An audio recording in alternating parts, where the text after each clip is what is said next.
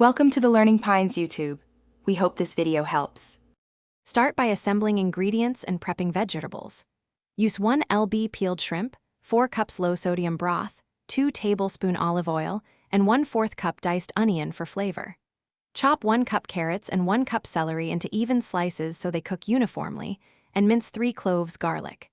Peel and devine shrimp, then pat them dry and season with 1 tsp salt and 1/2 tsp black pepper. Keep herbs ready. 1 tablespoon chopped parsley and 1 tsp dried thyme will finish the soup.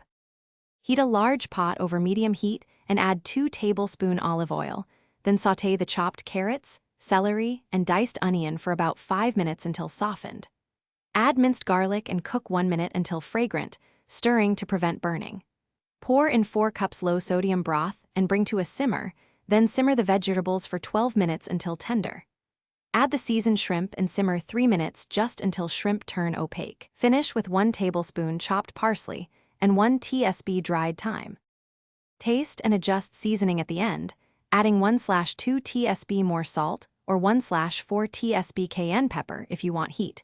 Balance acidity with a squeeze of lemon juice. Serve the soup hot with lemon wedges and a drizzle of 1 tablespoon olive oil for gloss, and sprinkle extra chopped parsley for brightness. If storing, cool to room temperature, then refrigerate in an airtight container for up to 3 days or freeze for up to 3 months. Reheat gently so shrimp do not overcook and become rubbery. Thanks for watching. Consider subscribing if we helped you.